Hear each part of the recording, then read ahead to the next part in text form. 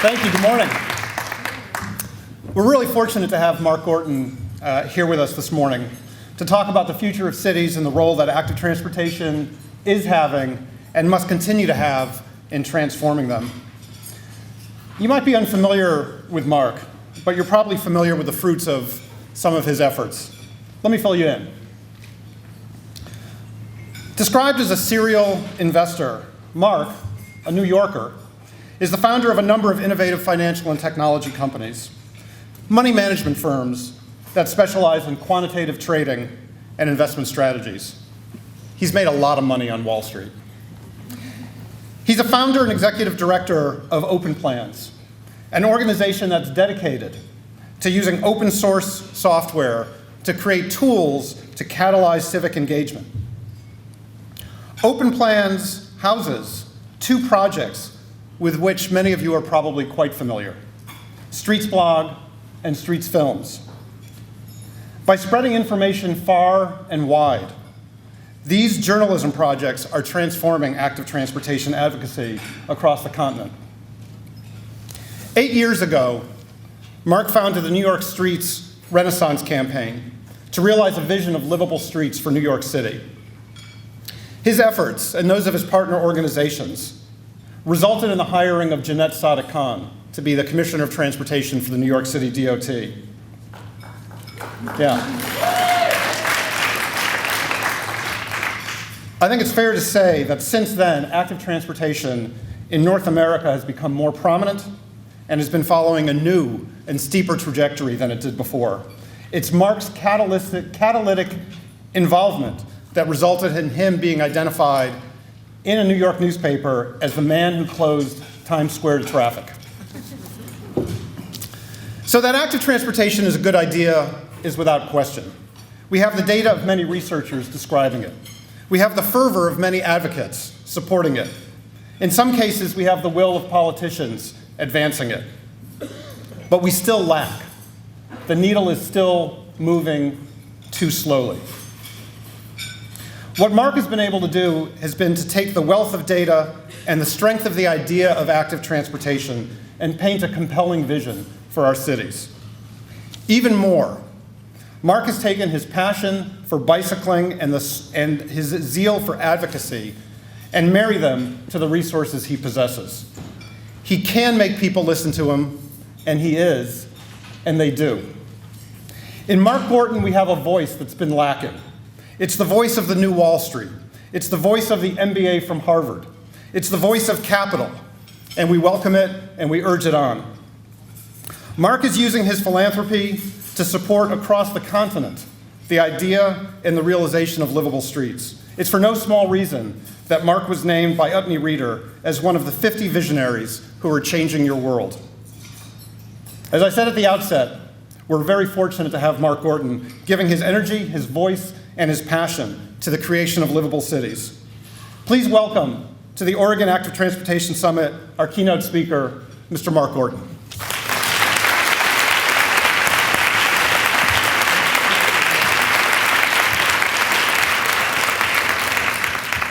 Thank you, Roger, for that very nice introduction.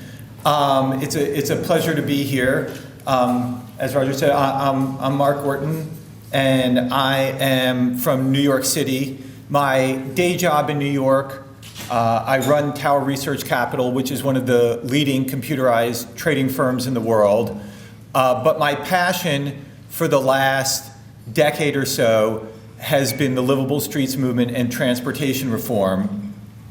And I've been a leader in the livable streets movement in New York City, and our work has been very successful in bringing about real policy changes in New York that are leading to changes on the streets and how New York functions.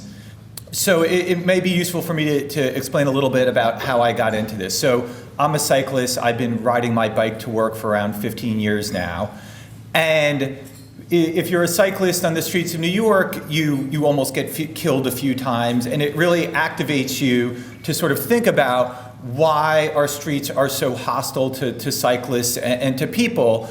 And as I started thinking about these issues, I realized that the transportation policies that we had in New York were flawed. The policies that had been prioritizing and promoting the automobile and traffic.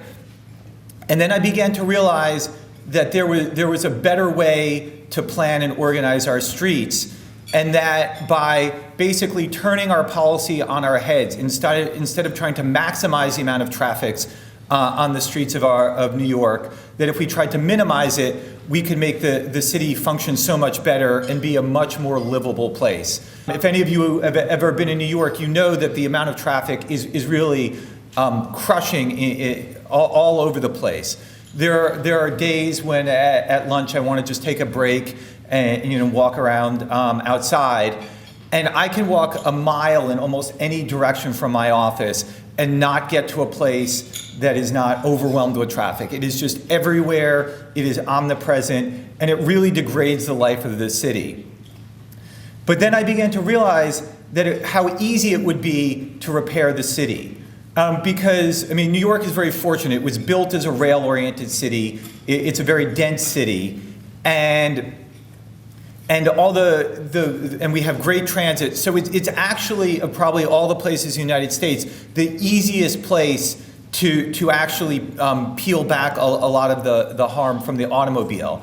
And I realized that with just a few simple policy changes, we could have a much, much better city. And once I had this vision in my head of how New York could be a much more pleasant, livable, human-oriented place, it was hard for me to sit still and not do anything. And so, along with a number of other people and organizations, we formed the New York City Streets Renaissance campaign, where we worked to promote a vision of what New York could be.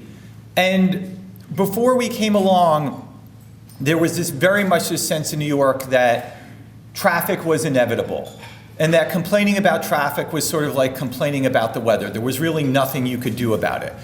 And we went and we showed that there were alternative transportation policies that could change the city. And we cited examples from around the world. We talked about Copenhagen and London and Paris and Bogota and Portland, and we showed that there were different policies that could work. And we've been very fortunate that Mayor Bloomberg listened to what we were saying and is smart and innovative, and he brought on Jeanette Sadakan, and since that time, we've been changing the streets of New York.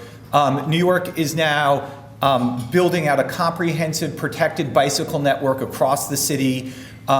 We've been building a large number of pedestrian plazas, having lots of street closures, and the streets of New York are changing, and transportation policy in New York is really changing.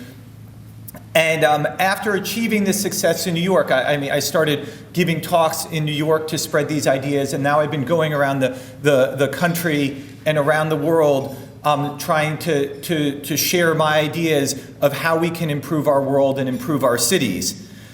And it's a real honor for me to be here at the Oregon Active Transportation Summit. There's no state in the union that has done more things right in terms of transportation and land use planning, and that has a prouder tradition of getting things right in a country where, for the most part, we've gotten things wrong. And there's so many good, capable people who understand what to do, who've been working for years, that when I was first invited to come here, I wondered to myself, well, what do I possibly have that I could offer the people of Oregon? You already know what you've been doing. You've been doing this before I even knew about these issues. But I think I do have a few things to add, and so hopefully the next hour of your life will not be wasted. And so I have here two maps, and these maps show net population flow from different counties in the United States. And in the bottom right you see all those red lines emanating from Detroit. And red means net population outflow. And basically, people are fleeing Detroit. Detroit is a city that, as much as anywhere on this planet, has enthusiastically adopted the automobile really to its fullest extent. And these policies have been essentially suicidal for the city of Detroit. And Detroit is now degraded itself to such a point that it's really collapsing and people are fleeing it. And the slightly larger map with the black lines, which show net population inflow, represents San Francisco. And you can see San Francisco is a mecca from talented people from around the country who are moving there because it's such an exciting, dynamic city. But if you look closely at the San Francisco map, you'll see that there's one place that San Francisco's losing people to, and that's Oregon, which is actually doing things even better than San Francisco. And this is probably proof as much as anything that the policies that Oregon has followed for the last several decades are working and are an enormous success. But then I see projects like the Columbia River crossing, and I wonder to myself, how is it that a state that has done so many things right, that has really been thoughtful, long-range planning, is looking to emulate the policies that have crippled cities from Detroit to Cleveland, St. Louis, Buffalo, cities across the country that have promoted automobilization, are suffering and are looking to find a way to reverse course. And so I wonder, how is it that Oregon, who should know better, is talking about projects like this? How is it that I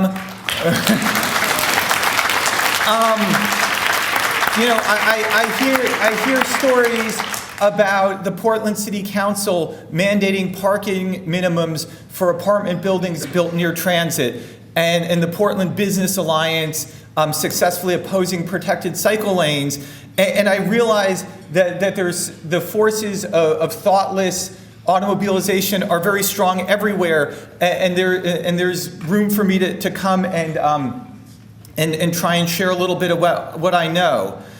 What I have here are pictures of two streets in Eugene, one of which is a really very nice pedestrian-friendly street, and the other one is a auto-oriented street, which is really just not that friendly, not that pretty. And I wonder, why is this a hard choice? Why is it that in our society this isn't obvious, and that people everywhere aren't saying we want places that are friendly to people?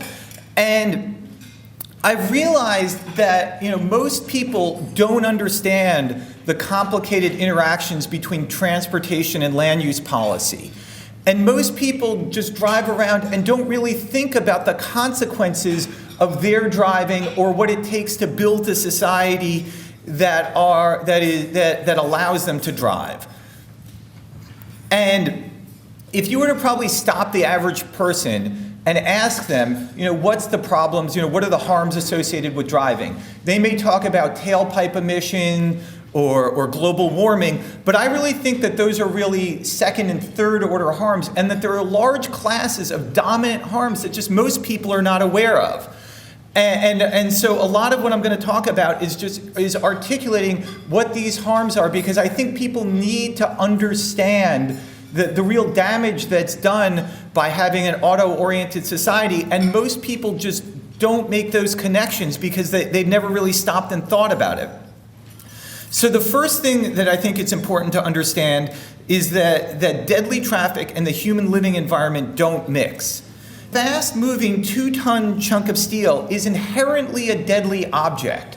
And it's really very fundamental to the nature of what a car is. It doesn't matter how it's propelled or whether it's an electric car or anything like that. It's in the nature of what the car is. And we've chosen to introduce deadly objects into our living environment, onto the streets, in our homes, our neighborhoods, near where our kids are growing up. And it's really, when you put it that simply, it's a remarkably dysfunctional thing to do. I think it's one of the most pathological things we've ever done as a species.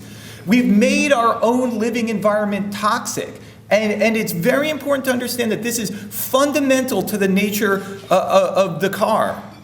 We've taken streets that used to be human-oriented places where kids played, where community happened, and we've made them deadly toxic places, our own homes, our own neighborhoods.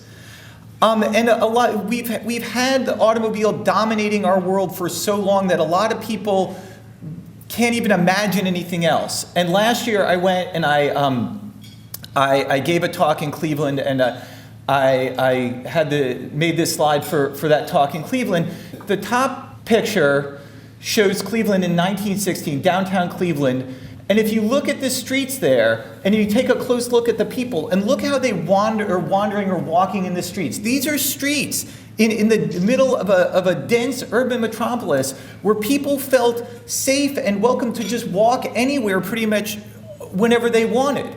And then as we have switched to an automobile-oriented system, we have made those streets deadened places where human life has pretty much disappeared. And it's radically degraded the quality of life in Cleveland to the part that people fled to the suburbs, and the city of Cleveland has itself collapsed to a large extent. And I also would like to point out while I'm on this slide that if you look at the picture of Cleveland from 1916, you'll see that there's a bunch of streetcars there. It was really a city that was the primary mode of transportation 100 years ago was a streetcar system.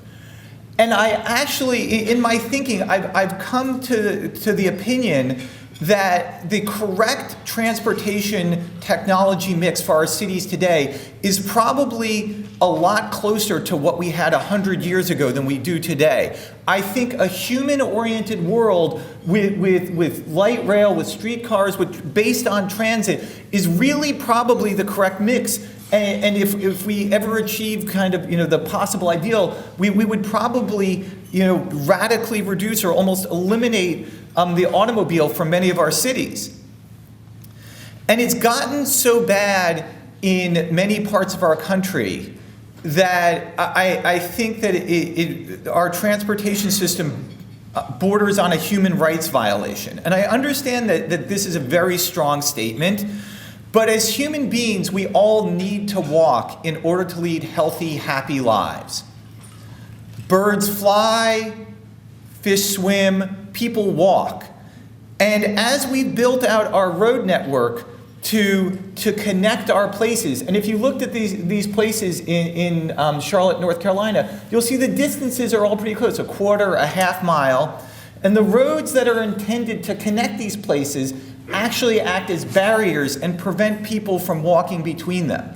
And as we have tried to improve our transportation system, in many ways we've actually inhibited a much more basic and fundamental form of transportation, which is walking. And this is what those streets look like. I mean, no rational person is going to want to walk on these streets. I mean, this is a place that has been designed just for driving, and walking is really, to say it's an afterthought is almost it's almost explicitly planned out of the system.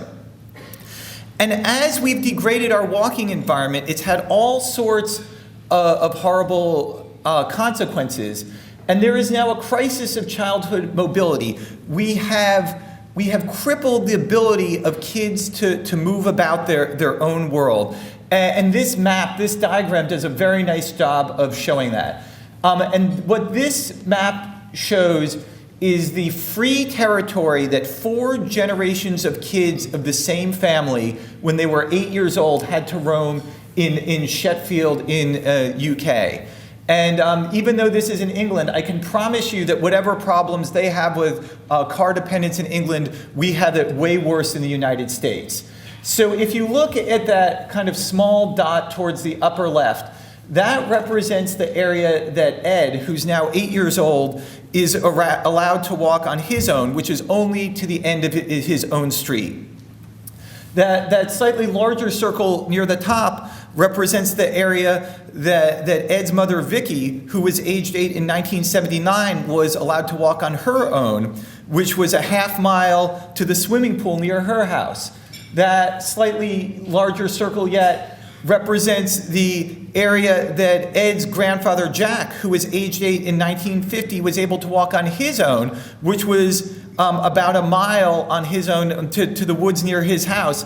And that much larger shape represents the area where Ed's great-grandfather, George, who was aged 8 in 1919, was allowed to walk and he was allowed to walk 6 miles to go fishing.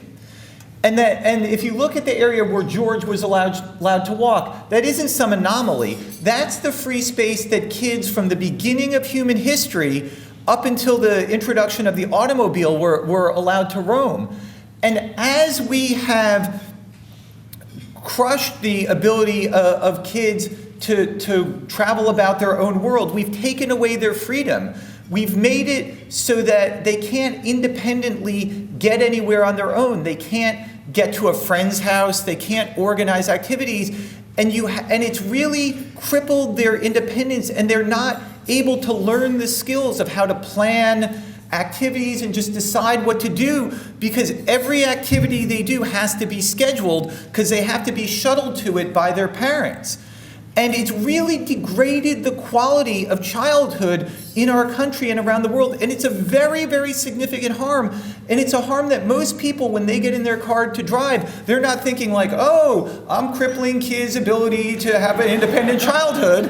It doesn't cross their mind, but it's a real thing out there. I mean, it crosses my mind, which is why I really have a hard time driving around very much. But it's something that our society is not conscious of, and until we're conscious of these harms, we're never going to be able to adopt the correct policies to remediate those harms. And as we have crippled the ability of kids to move about on their own, we put this huge burden on parents, because now parents are required to shuttle their kids around from every activity from the time they're born until they get a driver's license, to school, to every play date, to sporting events. And the automobile, which has been sold to us as this tool of freedom and independence, which will empower people, has actually been this huge burden. And in many ways, we've been enslaved by it. And it's created this generation of harried soccer moms and soccer dads. And it's really hurts our lives in so many ways that most people don't perceive. And the percentage of kids who walk or bike to school has collapsed from 50% in 1969 to 13% today. And with that, it's created an epidemic of childhood obesity, as kids now are unable to easily live healthy, active lifestyles. And we've replaced healthy walking and cycling trips with dangerous and expensive driving trips, which have a huge economic burden on our society too. And Oregon, which has done so much right in so many ways, has in many places areas and neighborhoods that are car dependent. And this is just one neighborhood in Salem that has a walk score of 20, which really means that the people who live in this neighborhood have no choice but to drive everywhere. And kids who are growing up in this neighborhood have no freedom to really get around their own world. And the second class of harm or thing that I think it's important to know is that there's an inherent scale incompatibility of people and cars. And so if you look at what a car is, it's a large object that goes fast in one direction. And then if you look at the sort of the design requirements of people are much smaller, they move slowly, and they can easily change and quickly change directions. So if you're a person in charge of designing a place for either cars or people, you end up with very different design criteria based on the needs of either the car or the person. And so, but as we've planned our world to work well for cars, we've unintentionally made it work poorly for people, because the design needs of people and cars are so fundamentally different. And it's also important to understand that there's this spatial incompatibility of people and cars. So in urban environments that are good for people with dense, walkable neighborhoods and things like that, cars just don't fit. There's not enough room to park them. You have horrible congestion.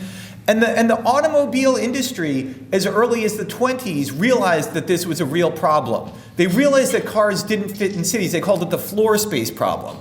And with really an amazing amount of ingenuity and creativity, the automobile industry, instead of saying, well, our product really doesn't work that well for cities, we're gonna, just pretty much stick to, promoting it in rural areas, what they did is they said that we're gonna reinvent the idea of what a city is. And they came up with this idea of the suburbs, which is a place where the densities are low enough that the car works fine. And so, in most suburbs, there's plenty of room to park, plenty of road space, you can drive around. But at those scales, it doesn't work well for people because everything is too spread apart. So you can't walk anywhere. And the critical mass of people that you need in a place to have good human activity and a rich social environment doesn't exist anymore. And again, it's important to understand that this is fundamental in the nature of what it is to be an automobile versus a person.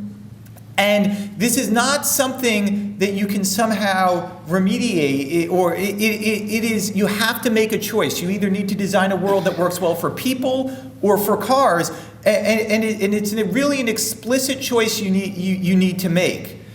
And then as you start designing your world for cars, you get into this horrible cycle of automobile dependency where at each step along the way, as you do things to make the world work better for traffic, it works worse for people, and transit works less well because you don't have the density, and walking and cycling doesn't work, and you get caught in this horrible trap, which is what's happened in lots and lots of places around the country. And I will say that Oregon has done a better job than any other place in the United States of fighting against this cycle at each point. But really what you have here in Oregon is a sort of more benign version of an auto-oriented world. It's not a people-oriented world, it's just an auto-oriented world that isn't quite as hostile to people.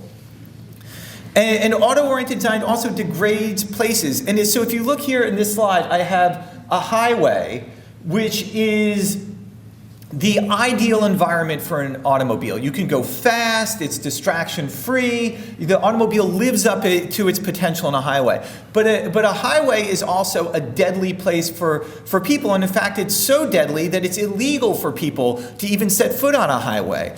And then if you contrast that to a great person-oriented space, a pedestrian street, there's no room for cars here. If you happen to have a car there, it would have to creep along at 2 miles per hour and wouldn't do you very much good at all. And again, there is this difference. There's an explicit choice that needs to be made that needs to be fundamental to our planning decisions. Active transportation isn't some sort of marginal thing that you'd like to glue on top of your transportation system. It needs to be the bedrock core of what we do. And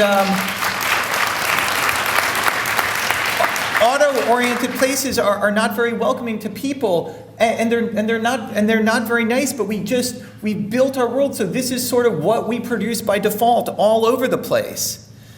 This past summer, I was fortunate enough to be able to visit the town of San Gimignano in Italy. It's a beautiful medieval hill town in Tuscany. It's one of the nicest places I have ever been in my entire life. It's almost a fully pedestrianized town. It's built at a human scale. I mean, that picture in the upper left or the top there, that's the main street. It's probably 20 feet wide.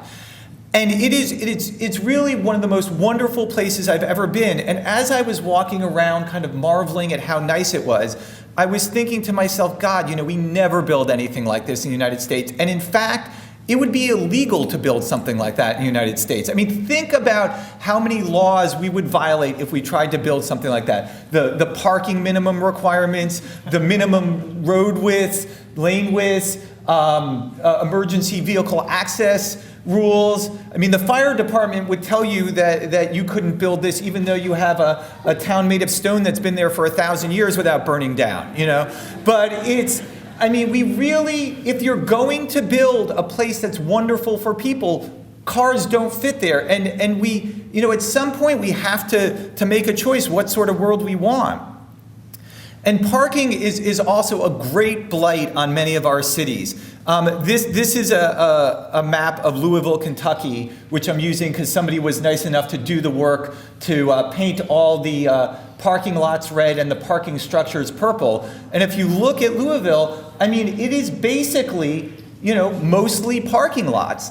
And those parking lots are dead spaces that really kill the vitality of a city. I mean, if you're walking around, who would want to walk past or block after block of just dead space like that? And people don't, and the vitality of these cities is really radically diminished.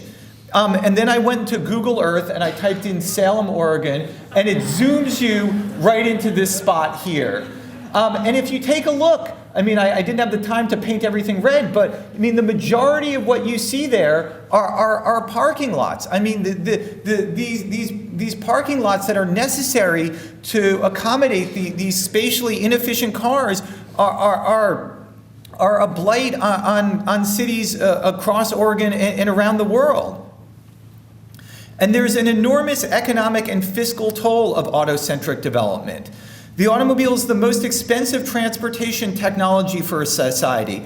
And what I have here are two groups of 4 cities. On the top, I have the auto-centric cities, which are, of course, in the United States, which leads the world in producing car-dependent cities.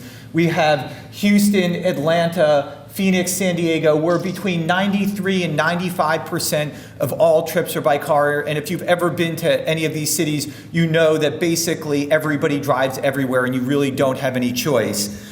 And in those cities, they're spending between 12 and 15% of their metropolitan GDP on transportation. And then on the bottom, I have the smart multimodal cities, Copenhagen, Singapore, Munich, Tokyo, where between 30 and 55% of all trips are by private motor vehicle. And in those cities, it also includes motorcycles and scooters, so it's not even as many cars as you might think from that chart. And those cities are spending between 4 and 6% of their metropolitan GDP on transportation.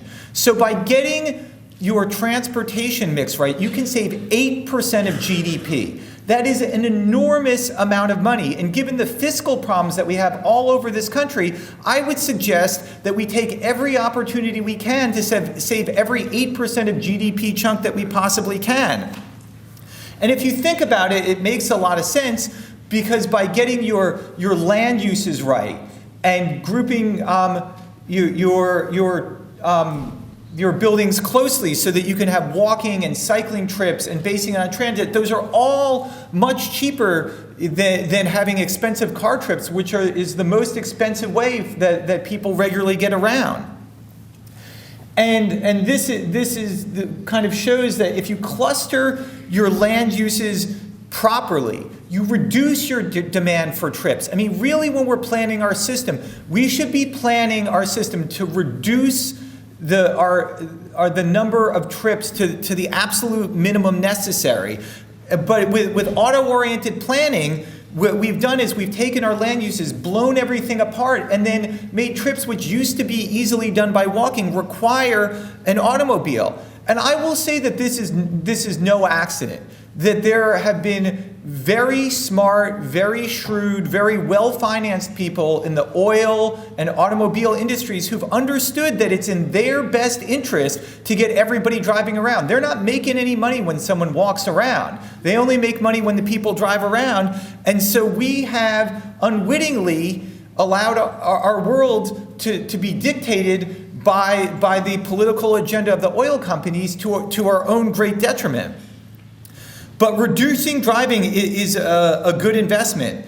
Stanford University was able to save $18 million it would have cost to build parking facilities for 900 people by spending $4 million to entice people not to drive. And that same calculus makes sense across society. It's just that you see universities making these investments because they're both able to spend the money and recoup the savings because they control their whole world. But that same fiscal calculus applies across all of society. And walking and biking are very cost effective. By 2040, Portland's net benefits from bicycling in the form of fuel savings and reduced healthcare costs alone will amount to $1.2 billion, a return on investment ratio of 8.3 to 1. And I would say that any time we as a society can make an investment that's going to return 8 to 1, we should do as much of that as we can. Yet when we try and find money to invest in cycling projects, we have to beg and get crumbs here and there. Yet when someone wants to spend billions of dollars on a highway boondoggle that if we're lucky will return 20 or 30 cents on the dollar, that money is somehow always available. And I will say that the United States is a very wealthy society, but if we waste enough money on poor infrastructure investments and only get 20 or 30 cents return on the dollars, we will bankrupt ourselves no matter how wealthy we are. And there's a huge human cost of having an auto-dependent world. In an auto-dependent world, you have a group of poor who are locked into inescapable poverty, because in many places, you need a car to get to where the jobs are. And so if you don't have a car, you can't get a job. But if you don't have a job, you can't afford a car. And it's a horrible cycle that many people are stuck in. And this is a horrible thing, not just for those people, but for the rest of society, which has to bear that burden. And it's also bad for employers who are deprived of a good, low-cost source of labor. And there are horrible health costs. We're literally shortening our own lives by being stuck in traffic all day and not being able to lead healthy, active lives. But progressive transportation policies are working, and they're popular. In 2010, adults between the ages of 21 and 34 bought just 27% of all new vehicles sold in America, down from a peak of 38% in 1985. And in 2009, 16 to 34-year-olds as a whole took 24% more bike trips than they took in 2001, despite that age group actually shrinking in size by 4%. And from 2001 to 2009, the number of vehicles mile traveled by young people decreased from 10,300 per capita to 7,900 miles per capita, a drop of 23%. I mean, this is a huge change in behavior. Young people as a whole are saying that they want to opt out of a car-dependent lifestyle. They've seen what it is. The American dream that we were sold of everyone having a car, they realize is a bit of a trap. And it's not a great way to live your life being stuck in traffic all day. What happened? And they're opting out. And policymakers have to recognize that and respond to that demand. And walkability also increases real estate values.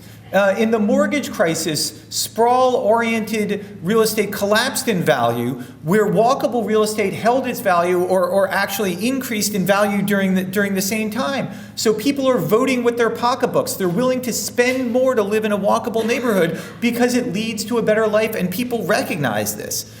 So how does this understanding translate into policy? First of all, I think it's important to understand that probably Oregon's biggest challenge is going to be managing growth.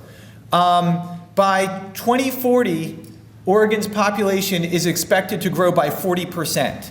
And so unless something is done, that 40% population growth would translate into a 40% growth in traffic. And even though the number of cars may grow by 40%, the roads that you have are going to be pretty much fixed in width, and so you're going to get increased congestion. Where are you going to put 40% more parking? How many more buildings will need to be torn down in order to accommodate that? I mean, if you don't do something, you're going to get caught in the exact same cycle of destruction of your cities that's happened all across the country. So what I have is something I call the 5 pillars of a good transportation policy that I think can be the guiding principles as Oregon faces the future. And they are walking, transit, land use planning, automobile suppression, and bicycle promotion. So the first pillar is walking, which I think should be the bedrock principle for everything we do. Every time there's any planning done, anything is built, it should be done to be sure that people can walk. And as a goal and as a policy objective, people should be thinking about restoring the mobility of children so that kids can again walk 6 miles and get that freedom back. But in a world where we have a lot of traffic, that means building walking facilities so that kids can safely cross busy streets. And in a lot of cases, I think that means building grade-separated facilities. And grade-separated facilities aren't cheap, but we need to invest in walking in the same way with the same set of values that we've invested in driving over the last century.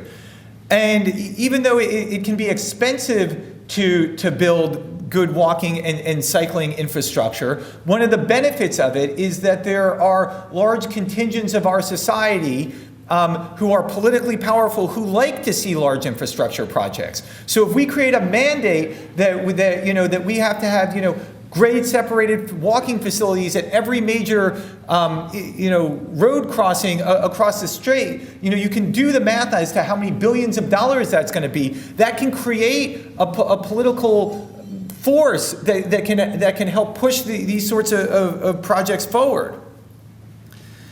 And I also think it's worth really thinking about building out great networks of pedestrian streets. So Oregon has some very nice looking streets. I have Willamette Street here again, which are, it's certainly pedestrian friendly, it's nicely designed, but it's still a place where cars drive, and as such, people have to be wary of the danger. They always have to be aware. If you're with kids, you always have to keep them within a few feet of you. And at the bottom, I have Kalverstraat, which is a fully pedestrianized street in Amsterdam. And it's also the street in Holland that has the highest retail rents. And it's the street in the Dutch version of the Monopoly board game that occupies the place of Boardwalk. So by building a network of pedestrian streets, not only do we build great places, but we unlock this hidden economic potential that's there when we build great people-oriented places. These places are great for business. If businesses understood the potential of this, they would be demanding this sort of change. In Times Square, since they pedestrianized Times Square in New York City, retail rents retail rents have gone up 125%, and that's just in 5 years when the rest of New York is pretty stagnant. By having an auto-dominated world that's a crappy place, we're actually suppressing the economic and the real estate values of our cities. And what I have here are some maps that show how the pedestrian network in Copenhagen has grown over time. And I think every city in Oregon should have a plan to build out a pedestrian network and build it over time. You'll not only build much better cities, but have better places for people to live and have it be an economic success. And transit is a very important piece of any transportation mix. Transit is the workhorse in most of the major metropolitan cities around the world. And I think what makes transit so important and so crucial is that a transit-oriented world is a people-oriented world, because all transit trips start and end as walking trips. And in order to have a successful transit system, you have to have a world that's good for walking, which is good for people. It's not that I love buses. I don't particularly love taking the bus that much, but the world that you get when you build a transit-oriented world is a world that's friendly for people. And this is something that everyone needs to understand. And Oregon is already a leader in transit around the country, whether it's the light rail system in Portland or the bus rapid transit system in Eugene. And I would particularly like to highlight bus rapid transit as a technology that I think is important. For better or worse in this country, we've built out an enormous surface road network over the last 100 years. And our challenge now is to take that investment and repurpose it so that it works for people. And bus rapid transit is a great way to do that. The technology is there, it's easy to implement, it's basically backward compatible with your world, and it's cheap. It's really mostly a policy change in terms of dedicating the road space to buses that's the biggest challenge. Everything else is fairly easy. And I'd like to particularly promote the idea of bike feeder networks into bus rapid transit corridors.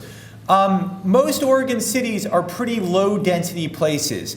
And if you're gonna have a good transit system, you need to have frequent service. And in order to have frequent service, you need to have a lot of people using the transit system.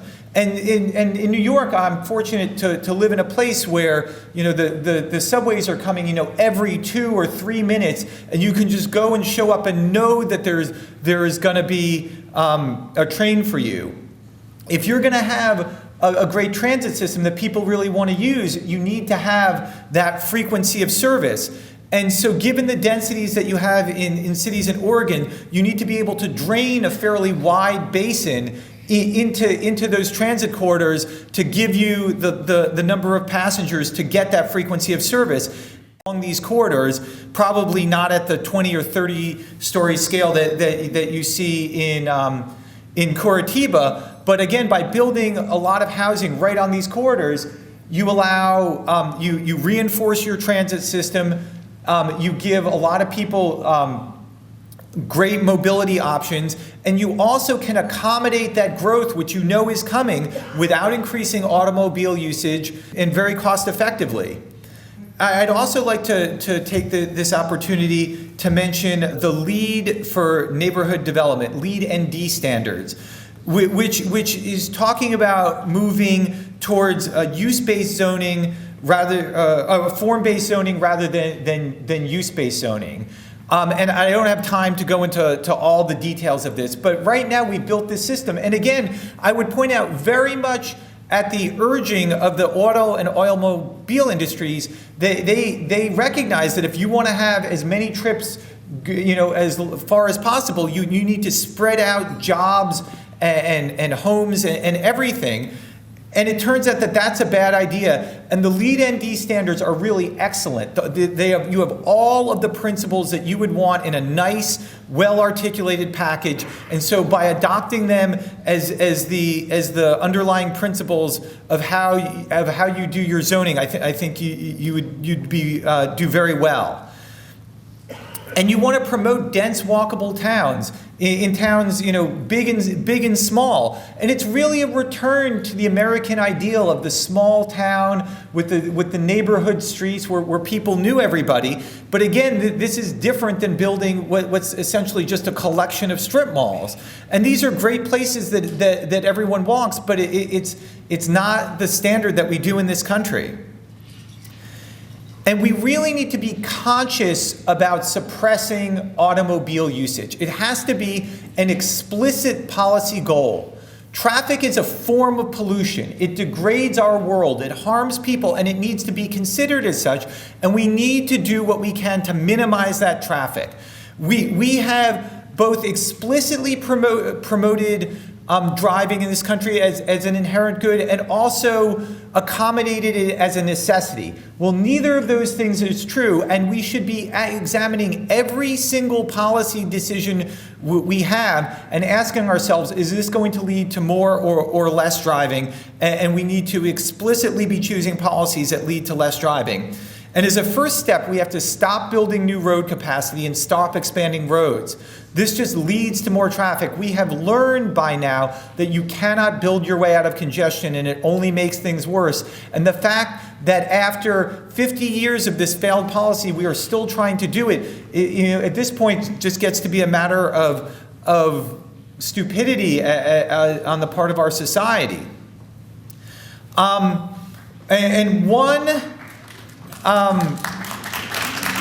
Sure, why not?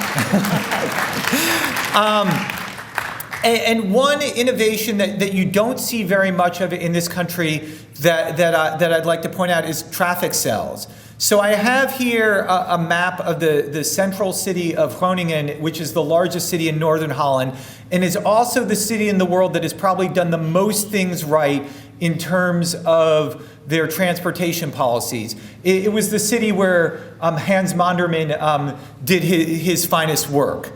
And so what this map shows here, you see that gray area. That gray area is a car-free zone. It's a pedestrianized zone where you just have people walking and cycling, but no traffic whatsoever. And the way they've configured that zone, they've broken the rest of the center of the city into 3 separate cells. So you can drive in each of these 3 cells, and you can have traffic access those cells, but you can't drive from one to the other without going out and around. And so what that does is that protects the streets in those cells from through traffic and makes them much more pleasant places. And you can easily build this sort of configuration in any sort of grid system by having two perpendicular pedestrianized streets intersect each other in a cross. And then in the shadows of that cross, those areas are natural traffic cells. And it's a configuration that can be easily put in almost any city. And I really think it's something that's worth thinking about if you want to build places where we're consciously minimizing the harm from traffic. And I also would like to highlight the importance of parking reform. I don't think there is a better tool to reduce driving than parking reform. I mean, you cannot drive if you can't park. And there are lots of things we've done. We basically have a policy in this country of just making sure there's parking everywhere. It's a completely dysfunctional policy. In Copenhagen, they have a policy of removing between 2% and 3% of all parking spots in the city every year. And there's lots of tools that we can have, whether it's charging more for parking, vacancy targets, giving parking over to car share or bike parking or all sorts of things like that. But it's really an important tool that should be in the arsenal of all city planners. And you also want to explicitly tax driving, because driving is a social ill the way smoking cigarettes is. And London and Singapore and Stockholm have all had great success with congestion pricing. You can also accommodate this with tolls and gas taxes, but you want to make drivers pay more because driving is an activity that harms the world. And bicycling is also an enormously important technology that can carry a significant fraction of the transportation load of cities both large and small. And what I have here is the bicycling mode share for some of the leading cities in the world. And the world leader is honing in with a 57% bicycle mode share. Amsterdam is 40%, Munich 20%, Copenhagen 30%, Osaka 25%, Tokyo 20%, Bern 20%. I mean, you have cities, global metropolises and also small cities carrying a significant fraction of their transportation load by bicycle. But in order to get bike mode share up to that, you have to build a world-class cycling infrastructure. Good, protected bicycle facilities everywhere. Facilities that you would feel comfortable sending an 8-year-old off on a trip across town by themselves. And even though Oregon has done so much to promote cycling, and Portland is a leader in the country with a 6% bicycle mode share, when you look at the facilities, a lot of them are just kind of paint on the ground next to fast-moving traffic, and that is not adequate at all. It sort of shows an intention to accommodate cycling, but we need to actually act on that intention and build the facilities that will really invite people to cycle and make them feel comfortable. So what can Oregon do? Well, first of all, you can cherish a proud tradition of thoughtful planning.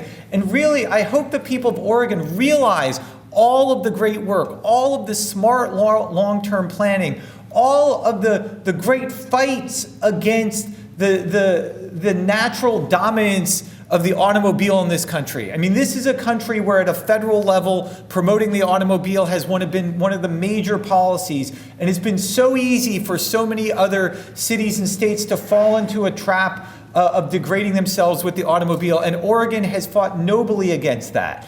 And I hope people realize this and value the contribution of previous generation who has put you in a position today. And I see, I mean, you have an active transportation summit. I wish we had an active transportation summit in New York.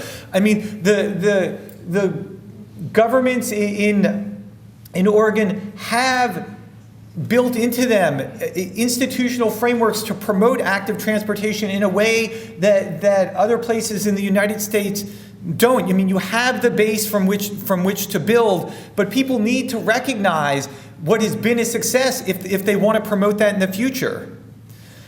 And then Oregon can keep pace with the innovations from around the United States. For decades, Oregon was a leader. I think what you've seen in the last few years is that Oregon has been leapfrogged by cities like New York and Chicago and DC, who are really setting the pace as to what can be done. And you have a little catching up to do. And I know that you have the know-how and the energy and the talent that you can do it, but it's going to take a little bit of work to catch up, but you're certainly poised to do it. And then once you catch up to the best practices in the United States, you have to raise the bar. You can be a leader again for the rest of us. And in order to do that, I think you need to look to the world-class leaders in Europe, the cities that are doing it best, Copenhagen and Freiburg and Amsterdam and Zurich and Groningen. These are the cities that already know what to do. We can completely get every decision right and never invent a new idea ourselves. All you need to do is duplicate what is a proven success in cities around the world. And when you do this and you build places that are great places, cities that are great cities, if you build these wonderful places, you can build places that will improve the quality of life for everyone in the state, that will make the cities of Oregon and the towns of Oregons the envy of the rest of the country. You need to build places that when you sit back in your old age, you can look back and wander through and say, God, we built this. What an achievement. Something that you can feel proud of, that your children will tell stories about the work what you've done. This is what you have to aspire to, and this is what I know what you're capable of, and what I need you to do so I can go back to New York and tell them that we have some catching up to do because you are kicking our butts. So thank you very much.